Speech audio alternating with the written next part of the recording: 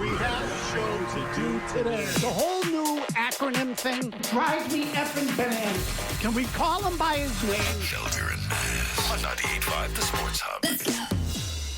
How would you assess spring training? How's this gone? Good, really good. I think we accomplished a lot of good things here. Obviously, it was a lot different than previous ones, but we're in a good spot. We have a good baseball team. We're going to be athletic. We're going to hit homers.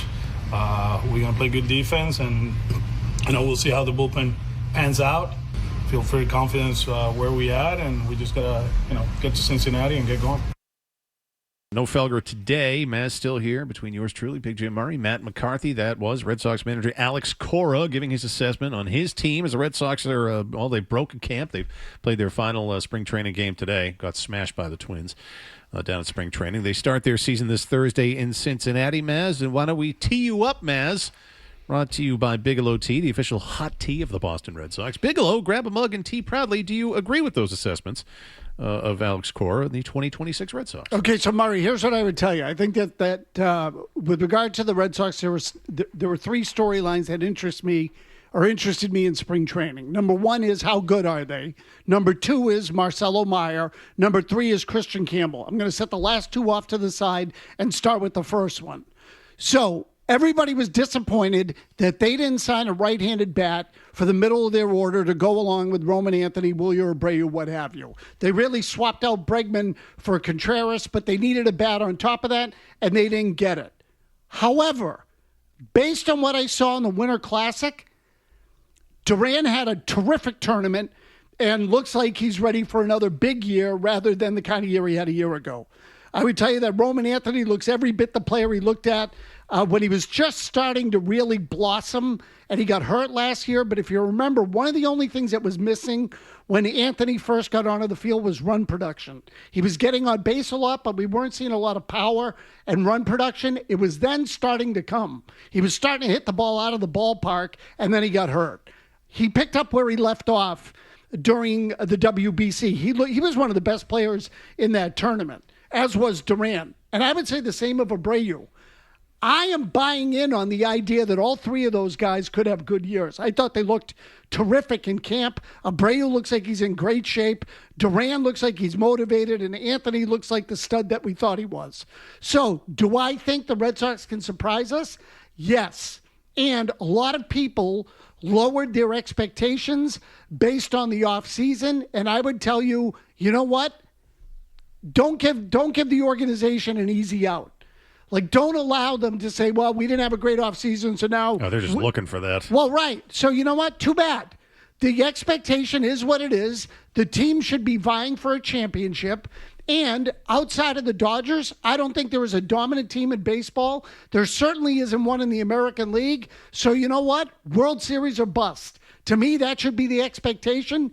Get there and see what happens. Matt McCarthy, what say you? Mazz, you are spot on about everything you just said. My expectations for the Red Sox offense have increased because of the performance of critical players in the World Baseball Classic. Duran, Anthony, and Abreu. I mean, this Red Sox lineup has potential. I will acknowledge that. I never count on potential, right? I mean, let's be honest. Something good's going to happen, something bad's going to happen. That's baseball. It's over the course of 162. So I really try to really temper my, put my expectations in the middle. It's not going to be the best. It's not going to be the worst. Where are you in the middle?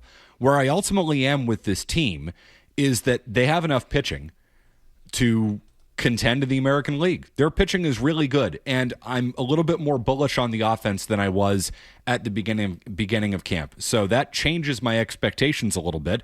And I look around the American League and I see a whole bunch of teams that are good, kind of like the Red Sox, but have a bunch of questions. The Blue Jays went to the World Series. Probably should have won the World Series if we're being totally honest. If they didn't choke and crap their pants. If Isaiah Kiner-Falefa, who you gave $6 million to, who can't hit, apparently can't run the bases either, if he could run the bases, they win that World Series. So, that team's good.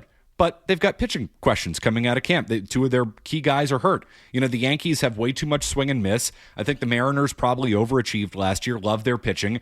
I don't like their lineup. So every single team in the American League has a problem, has a question. The Red Sox do too. Is their middle infield going to stay healthy? Is there enough pop in this lineup? But I always bet on pitching in baseball. And to me, on paper, the Red Sox have one of the best pitching staffs in the entire game. That should be good enough to contend for a pennant. Well, part of that pitching staff is Ranger Suarez, who they, this offseason, one of their marquee signings, 5 years, $130 million, has not had a good spring. In fact, his final spring training start today against the Twins, 4 1/3, 9 hits, 8 earned runs, 1 walk, 4 strikeouts, 2 home runs given up. And he was not good for Venezuela a couple of weeks back during the WBC. Any concerns there? Yes. Yeah. Again, I always worry about guys who sign big contracts. I'm also, now when I say a portly fella too. He is. So look, and he's not a stuffed guy, Murray. He is a guy that pitches at 90 miles an hour, 91 miles an hour, and changes speeds, moves the ball around, throws a crap ton of strikes. And I like pitchers like that. Connor Liorli is effectively that kind of guy, although he's throwing harder now. So, I think in spring training, his velocity even went up a couple of miles an hour. But the bottom line is, yes, of course. So he didn't have a great spring. I would say the same of Garrett Crochet. Now, when you say concern, like, am I ready to pull the plug on the season? No. With veteran guys, I look at them and I say, okay, how seriously were they taking it? Were they going through the motion? Does the switch go on when the season starts for real? And I've seen it happen with veteran guys. So am I like 5-alarm concerned? No. On the Mazz meter, where are you? I mean, it's not a 0. I'll tell you that. I'd put it somewhere in the middle. So if it were a young guy, I would say I'm terrified. If it were Brian Bayo, I would tell you I'm terrified. But a guy like this, I'll say it's a 4, maybe a 5, somewhere in the middle, because I do think there's something to be said for getting in the routine of success and feeling confident and all that stuff. And if Crochet goes out or Suarez goes out and has a bad game in their season opener, each guy, the immediate question is going to be, is this a carryover from spring? So you can't completely ignore it. They're both going to have to pitch well on opening day to quell my concerns. In the same way, that I will put a lot of stock in the good things that happen to hitters in the World Baseball Classic. I'm concerned about any pitcher, anyone who goes to that tournament in March, because it just changes the ramp up, part of spring training for these guys. Not to mention, too, he just signed a big contract. So is he coming into camp, truly in shape? You never know. But, I'm worried about Bayo. I'm worried about Suarez. Crochet didn't have a great spring. I'm going to say I'm not as concerned about that, just because he's one of the best pitchers in baseball. I think he's a stud, whether he has a good spring or not. But he also didn't go to the tournament. I'll tell you what, if he went to the tournament, didn't pitch well there, and pitched the way that Suarez has pitched in the spring, I'd be far more concerned about Crochet because of the tournament factor. With Suarez, I just can't help but wonder about a guy that just got a big deal, got paid, and now it's time for ice cream. I got my money, and I don't give a rat's ass. It happens in sports. Oh, yeah, and I don't think he stopped at the ice cream.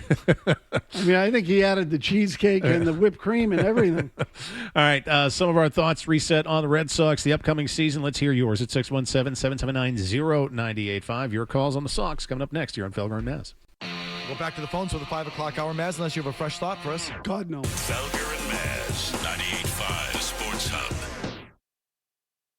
All right, let's get to your predictions. And since you're talking about the Blue Jays, who do you have winning that division? Yeah, it's close. I actually picked Boston. Okay. I really actually was kind of down on them after the Devers trade. They looked like a bit of a mess. I covered them when Devers played against them in San Francisco that first weekend. I just didn't love the vibe, and they turned it around, won 89 games, and now they're kind of set up. Like Alex Cora's taking some hits. Certainly Craig Breslow's taking some hits. I like that team. We know what that starting rotation looks like with the additions they've made, and obviously Garrett Crochet, one of the best pitchers on the planet. That lineup, the Roman Anthony, the step he took in the WBC, Abreu, I just love everything that's sort of coming together with Boston. But, boy, it's going to be competitive at the top. Why not them? There's really no – I can't believe in the Yankees. And I went through the DraftKings odds earlier. The Dodgers, obviously, the prohibitive favorite at plus 250 to win the World Series. The Yankees have the second-best odds. With what they throw out there year in, year out, they're always seemingly so overrated, or there's some breakdown, or they look old, or the pitching doesn't hold up. I'm not buying it on the Yankees. I feel that way, Murray, about pretty much everyone in the American League. Yeah. And look, you want to tell me that the Red Sox have some holes too? They do. Seattle has holes. I still question that offense there. I love the Seattle pitching staff, but the Yankees feel like they get into the playoffs and they're they are a softball team. There's not a lot of athleticism there, so it's a team that slugs, and they have some good starting pitching. I'm also not sure about the Yankee bullpen. Toronto's got a couple of injuries. They've lost Bichette. I'm not sure the lineup is quite the same, and I question Toronto's ability to do it multiple years in a row. That team's always been good, and they've always underachieved. Last year was the exception. Cleveland, to me, doesn't have the horses. Detroit might not have the lineup. When I say the horses, the pitching's good in Cleveland. The lineup, I'm not sure is good enough to win. So when you lay it all out, the Red Sox have as good a shot of anybody in the American League. I don't know that there's a clear-cut dominant team in the American League. And so it's really the Dodgers and everybody else. And I think if you were to look at some of the pitching in the American League, you could make the argument that it's going to be a real fight. Because if Toronto's staff is healthy, they're good. The Yankees are good. The Red Sox have a good staff. Detroit might have the best 1-2 punch in the league. So there's a lot of pitching out there.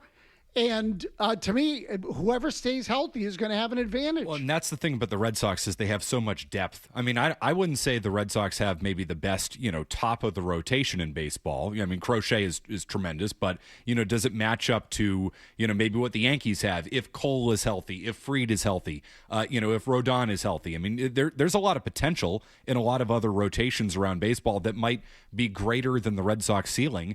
But the Red Sox have so much depth, and you know this better than anybody, Mazz. Over the course of 162, that's where it's really going to show up for them. They are built for a regular season, which is why I like their chances to win the American League East as much as just about anybody. Who's a dark horse maybe in the American League? Maybe the Royals? Yeah, if Reagans is healthy, and I love him. The Royals had a step back last year. I like the Royals. Maybe Baltimore too. We're only a year removed from Baltimore being one of the teams that we thought was going to contend for the American League. They go out and sign Alonso. I don't know if I like their pitching, and that's different than most of the teams in the American League where I can say I like their pitching. But I would look at Baltimore and Kansas City as two teams that could potentially get in the mix. The other team I wouldn't completely throw out the window is Texas. Yeah, there's good pitching there. There's good talent there. Like if they get it together, they could be pretty good. Let's not forget the Red Sox finished third last year. Right. Okay, 3 teams out of the American League East made the playoffs. I think it could be a similar scenario this year. And of those 3 teams, they were separated by 5 games.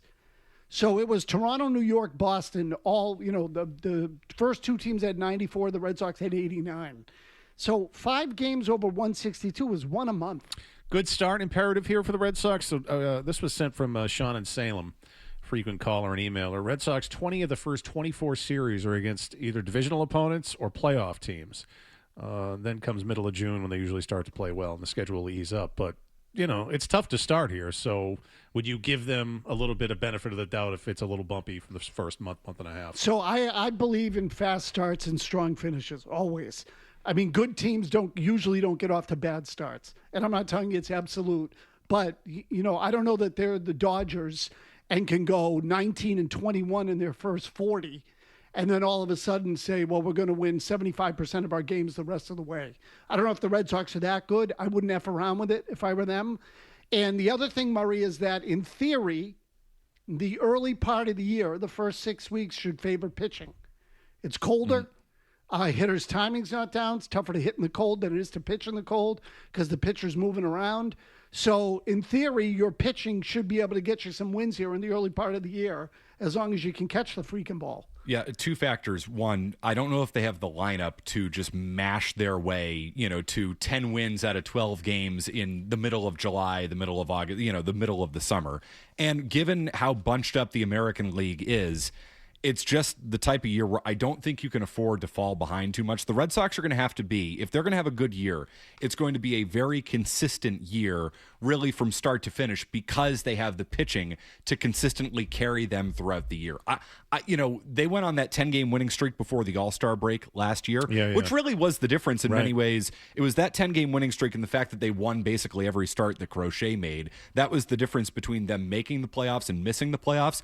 This year is going to be different. I don't think you're going to see 10-game winning streaks. It's just going to have to be a very consistent, win the majority of your series kind of season for the Red Sox to ultimately get where they need to go. Ben in the car, the thought on the Red Sox rotation. What's up, Ben? Hey, guys. Thanks for taking the call.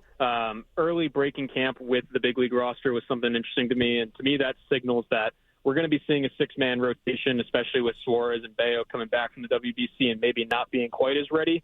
To me, I'd expect that, honestly, to happen beyond April and maybe even to May, depending on performance. And the one additional thing with that is that Suarez, with his time in Philadelphia, has proven to be a guy who's great early in the season up until the All-Star break and then kind of fades. So if that does happen again, or the inevitable injury, having guys with starts already, experience on the mound this season is going to be a huge help for them. Connolly early making the team, as any other roster decisions stand out to you?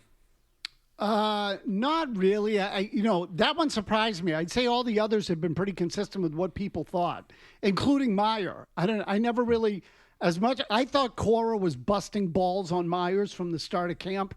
I never thought it was more than that. Murray, and obviously he's made the team. So now he's not going to start on opening day, and he's not going to play the second game of the year because I think the Reds are scheduled to throw two lefties in the first two games. But he is going to be their primary second baseman. I think we can put it that way. And, he'll be used in games where he starts on the bench. He could be used as a defensive replacement, pinch runner, pinch hitter, certainly for defensive reasons. So you'll see a lot of Meyer, but the big one to me was early. I did not see that coming.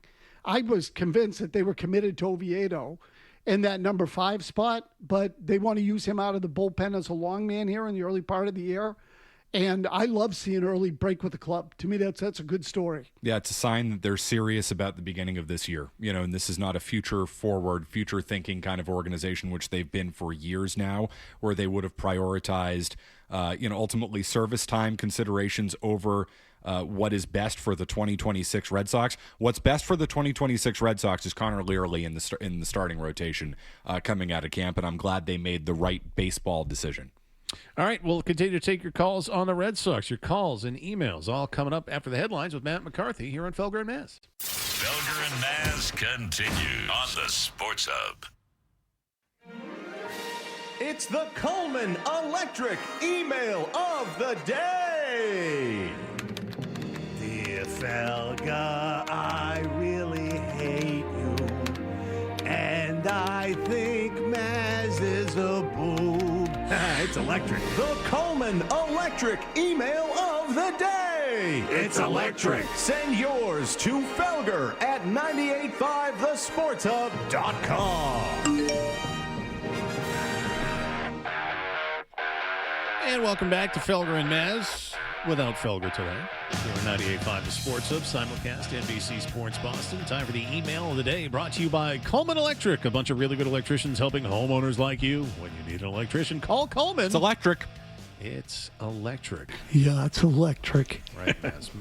Mazz said he had no emails. Matt, you said you had one. Why don't you read that before I get to the ones that have been sent in to me? Big Jim Murray at 985sportshub.com. Yes, about the rule proposal change in the NFL. The new rule would allow Big Brother Ref Cam to throw out the guy who blindsided Diggs in the Super Bowl. So we've gotten a number of those, to which I'll say I think you're right. I assume you're right, but I'll be honest, I was way too drunk and angry to even remember that happening at the end of that game. More importantly, did you finally get a company email handle? I did, yes. I now completely forget what it is, but I think it's at Matt McCarthy at 985thesportshub.com. It's a 14-year journey.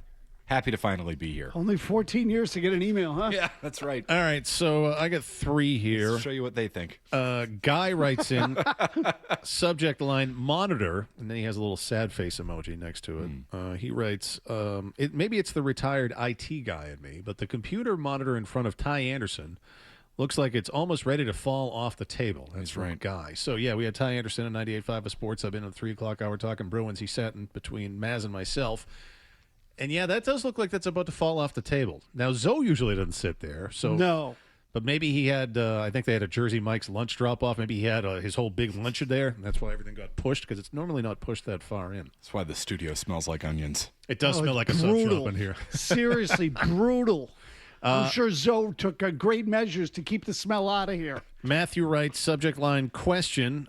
Jim, a real question since the Red Sox season starts. If and when the Red Sox struggle out of the gate and have a bad start, who is the idiot that's going to bring up excuses like the weather or other BS, and how long will it take? Because, Jim, it's going to happen. That from Matt in Boston. That's usually an Alex Cora type of thing. Well, it's cold. No, the weather. I mean, he's made those type of excuses before. Yes, he has. Yeah. David Price, too, would have done it had he still been here. But, yeah, last April, right, it happened? Oh, it was so cold, right? It was the coldest April ever, and it was historic, and that's why they couldn't hit. Yeah, who was that, Cora? It was Cora. Cora. Oh, he kept going on and on about the weather and play day games. If you got a real problem with it, talk to the organization. Play every game at 1 o'clock in April if you want. They should play day games in April. They should. Sorry, I hiccuped there. What's the so I looked it up because I was surprised it looked like it's going to be this warm. You said there might be weather Thursday in Cincinnati. It looks like 85% chance of rain, but high 70s, which I was surprised because when I saw they're going to be opening in Cincinnati, which I don't love, National League team, it's just kind of annoying to me. Start with I don't know, an American League team. Go to Tampa. The homeless A's, wherever the hell they're playing, Sacramento. But either way, I was surprised it's actually going to be that warm in Ohio. I figured this was going to be in the mid-40s, 50s like it is still here. Pretty toasty. Not too bad. Except you're going to have a little wetness. And Murray, I would get ready for the National League, a lot of it, in the early part of the year. Well, right, because they open with the Padres here. Correct. And then they play Milwaukee also at Fenway Park and then St. Louis after that. So you're going to get a lot of interleague to start the season. Cora was complaining about the weather, the Chicago weather, back in April last year, if you're interested. Yeah. We are a lot better than this. Hopefully, Chicago, the weather is a little bit better. Oh, yeah. We can get going and go to Tampa and keep rolling. So it was a good one for us. Good pull, Jimmy. That's right, yeah. And then Casas, a week later, complained about how hot it was. The clip is like 90 seconds long, so I won't bore you with it, but Cora and Casas complained about the weather last year. Everything with Casas is 90 seconds long. And then finally, Keith, subject line, how do you like yours? It's like, okay, what's this going to be about? Jim, I heard Joe Murray last night, and then he writes parenthetically, he asks, are you related? No, Keith, we're not. Talking about how today is National Cheesesteak Day. Surely this is a fake holiday, but assuming it's actually real, how do you like your steak and cheese, and where's your favorite? Keith in Londonderry. I will recommend my hometown favorite, Mother's Pizza in Melrose, or Square Deli in Everett. Everyone on the internet's talking about it now, rightfully so. You're going to wait, but it's worth it. And I order it like a pig. I want the bun not toasted, mayonnaise, cooked onions, pickles. Kind of an odd mixture, but believe me, it's magical in your mouth. That's how I like my steak and cheese. Bun not toasted? I don't like a toasted bun. No, bad take. The crunchiness, and then it gets all over you. Yeah, you're right about the mayo, though. You got to add the mayo to the cheesesteak. That is perfect. Carl's in Waltham is the best cheesesteak. Carl's in Waltham is really, really good, too. Boy, that is enough food for about 4 people, though. Not that that's a bad thing, but that thing will really fill you. Mazz, you a cheesesteak guy? I used to be. Not anymore. Right, yeah. Yeah, that one's off my diet now, Murray. I would love to, though. Where is Carl's? Oh, it's 5 minutes down 5 minutes down the road. Which way? Towards 128? Towards Watertown. Oh. Yeah. Got to find that place then. That sub's the size of your leg. They're enormous. I have short legs, Murray. Well, my leg.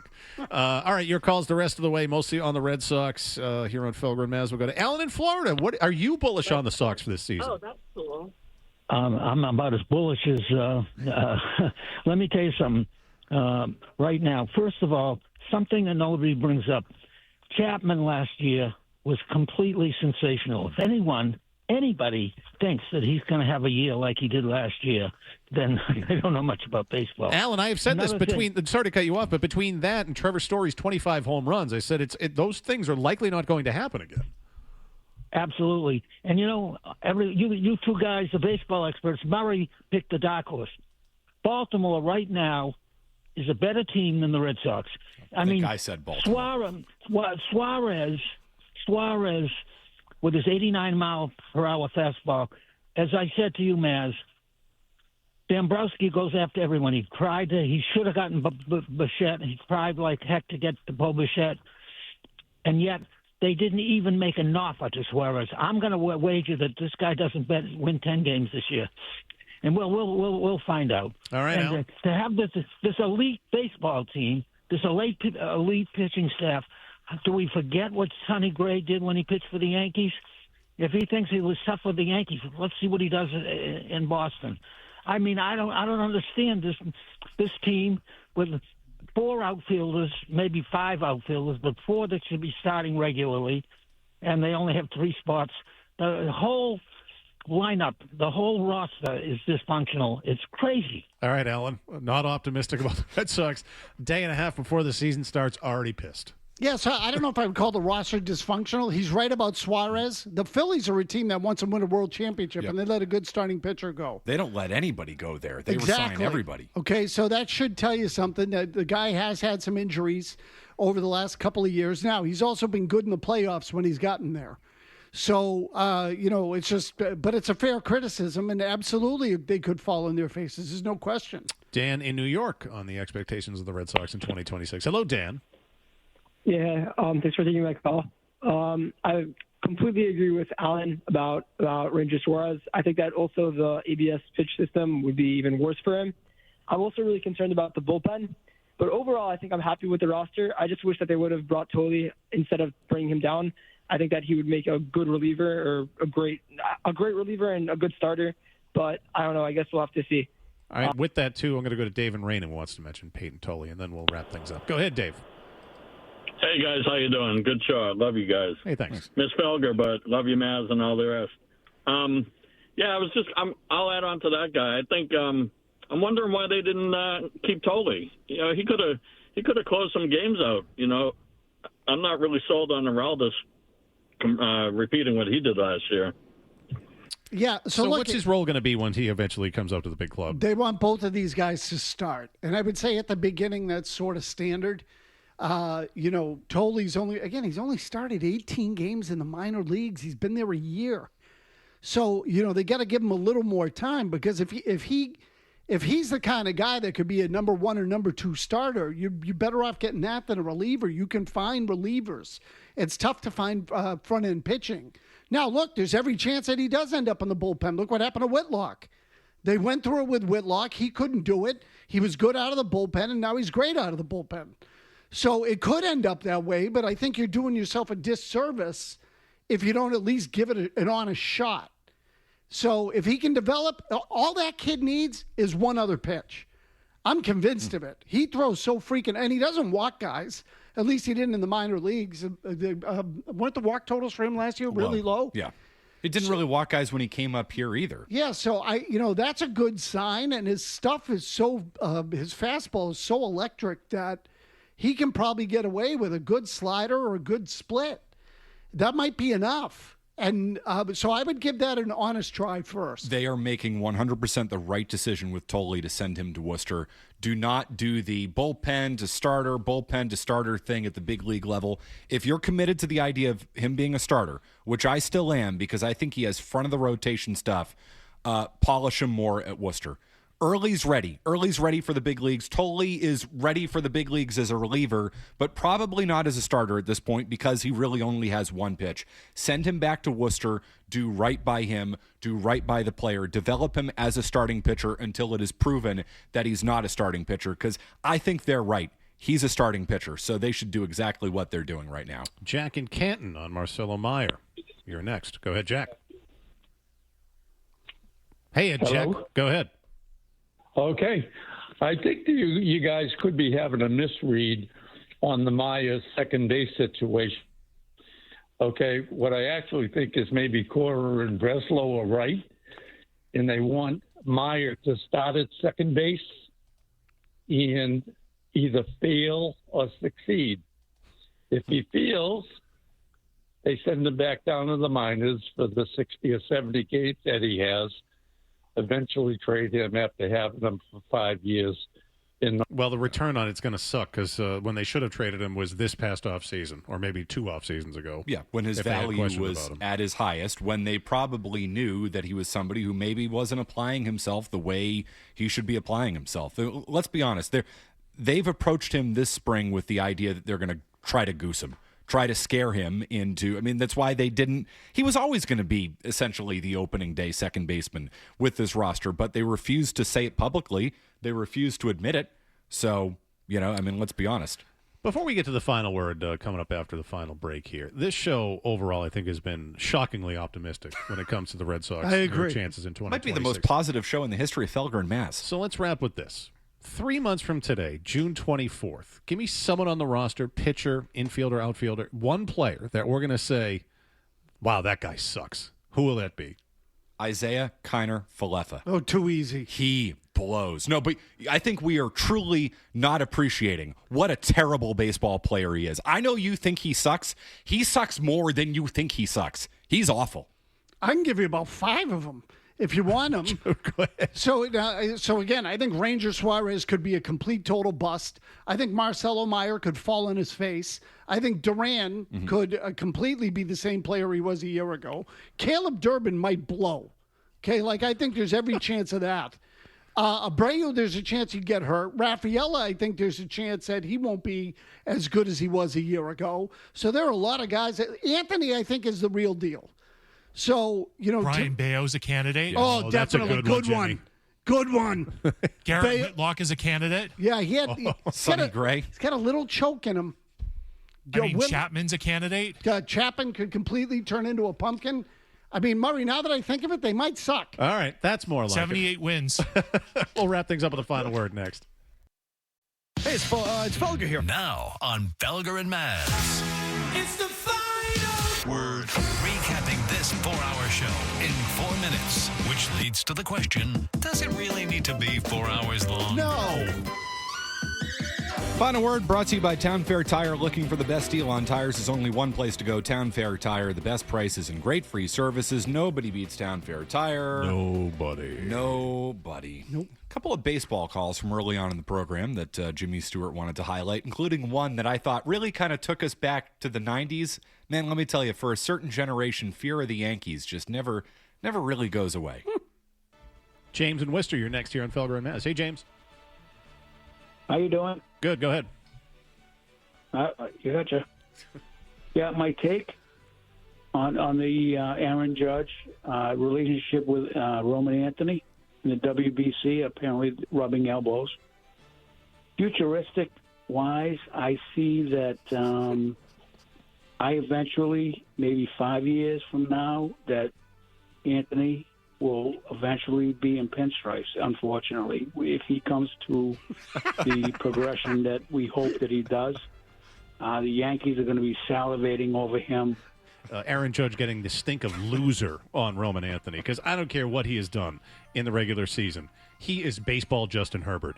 Put up all your gaudy stats, be the online darling, great. When you get to the postseason, you suck.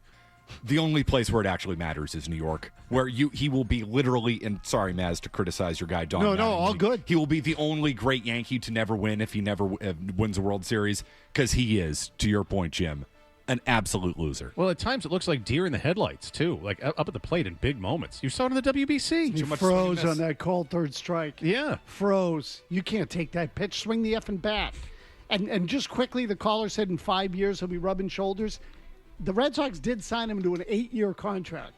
So it's one of the few things they've done right, in the last couple of years especially. I don't think he's going anywhere. Pete and Pembroke, you're next with a thought on the Red Sox. Hey, guys, two quick thoughts. One is, what's going on with Christian Campbell? Not hearing too much. Is he just trash? And then Perfect. Might be the most Felger and Mazz moment we had today. I know, yeah, we need more of those. That first guy who called was kind of a dick. Like, the seriously? old-timer? Yeah, like Roman Anthony's just going to go play for the Yankees in 5 years. That guy's been scarred.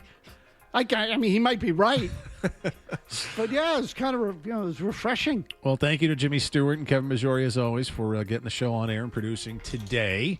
That will do it for us. Joe Murray coming in next. I think Joe will be celebrating National Cheesesteak Day. Of course he will be. Well, I guarantee you he's already done that.